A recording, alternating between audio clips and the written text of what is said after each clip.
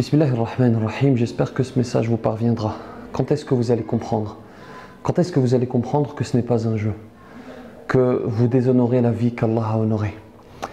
Deux faits divers à quelques jours d'intervalle. Le premier, c'est un papa qui est dans la rue et qui demande à des jeunes de baisser la musique.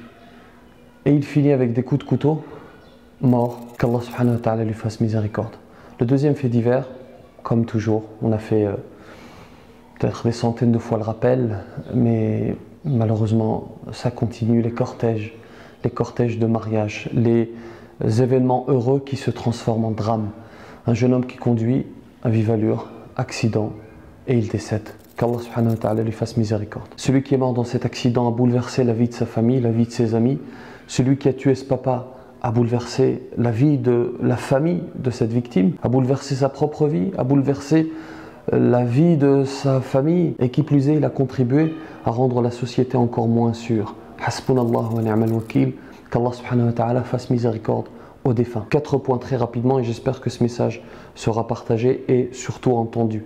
Alors il émane de ma part, mais alhamdulillah, il émane de la part d'un certain nombre d'acteurs. D'ailleurs, c'est l'un des points qui va venir. La première des choses, l'éducation. Je prêche la miséricorde, le pardon, l'accompagnement. Je prêche aussi la fermeté, parce que l'être humain a besoin de fermeté pour s'éduquer. L'être humain a besoin de fermeté pour éduquer son âme. Alors, chers éducateurs, n'hésitez pas à être ferme. Alors, être ferme, ce n'est pas faire n'importe quoi, mais c'est ne pas tout accepter. Parce que lorsque l'on passe son temps à trouver des excuses, des circonstances atténuantes à notre jeunesse, on ne contribue pas à en faire une jeunesse responsable, à en faire une jeunesse qui se remet en cause. Et on arrive à ce genre de catastrophe. Le deuxième des points, on a une pensée avant tout pour les victimes, bien sûr. Et on a aussi une pensée pour ce jeune homme, par exemple, qui a tué ce papa et qui, je le disais il y a un instant, qui a bouleversé sa vie, celle de sa famille, etc. Ce jeune, on espère et on demande à Allah subhanahu wa ta'ala de lui accorder un repentir sincère. Mais que va-t-il faire ce jeune homme si sa famille, si la famille de la victime ne lui pardonne pas? Que va-t-il faire le jour du jugement si le tué injustement ne lui pardonne pas? Parce que, et je le rappelle, il y a deux types de droits. Il y a les droits d'Allah et les droits des hommes. Lorsqu'il s'agit des droits d'Allah, c'est par exemple, j'ai pas jeûné, j'ai pas fait la prière, je demande pardon à Allah et s'il le souhaite, Allah subhanahu wa ta'ala me pardonne.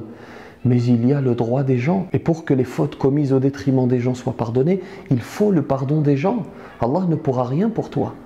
Alors que faire? C'est pour cela qu'il faut réfléchir avant d'agir. Alors toi qui as péché et qui as atteint le droit des gens, essaie de le réparer lorsque c'est possible. Et si ce n'est pas possible, fais des invocations en la faveur de cet homme ou cette femme que tu as blessé, voire que tu as tué.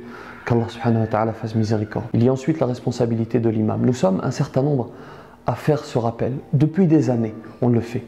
Mais l'imam ne pourra pas réformer une société à lui tout seul.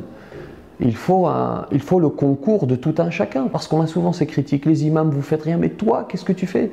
Est-ce que tu t'es mobilisé? Est-ce que tu as été voir dans ton quartier la jeunesse pour dire à cette jeunesse, ce n'est pas ainsi qu'on se comporte? Et ce n'est pas ce qu'Allah et son prophète ont voulu. Pourquoi est-ce que l'on ne se rassemble pas à 10, à 15, à aller faire des rappels? Allez, on a vu encore la nuit dernière des tirs au mortier, les feux d'artifice dans tous les sens. Je vais vous mettre un extrait, regardez.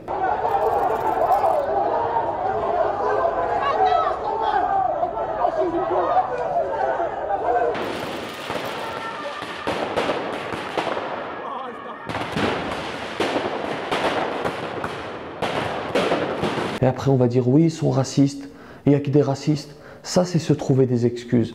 Parce que oui, il y a une réalité, il y a du racisme. Et on passe notre temps à le dénoncer. Le racisme, l'islamophobie, on passe notre temps à nous lever contre. Mais il y a aussi une réalité. Alors ce ne sont pas que les jeunes d'origine maghrébine ou les jeunes musulmans, bien sûr. Mais là, en l'occurrence, je fais mon autocritique. Je parle à mes coreligionnaires et je leur dis ce n'est pas ainsi qu'il faut se comporter. C'est une catastrophe.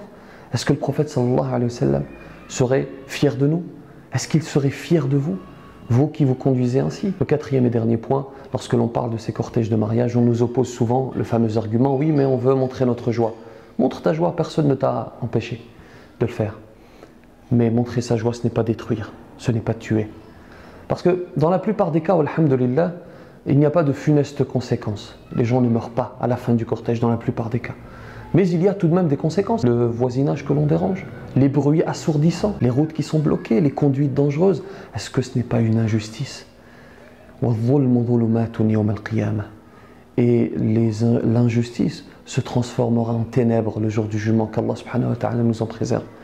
J'espère que mon message est clair. Allahumma inni qad ballaght, Allahumma fashhad, Allahumma inni qad ballaght, Allahumma fashhad, Allahumma inni qad ballaght, Allahumma fashhad. Oh Allah, j'ai transmis le message, autant que faire se peut. Sois en témoin, qu'Allah fasse miséricorde aux défunts, qu'Allah apaise les familles, qu'Allah apaise les tensions, qu'Allah mette de la sagesse dans l'esprit et le cœur de notre jeunesse. Partagez ce message si vous pensez qu'il est pertinent. Que la paix soit sur vous.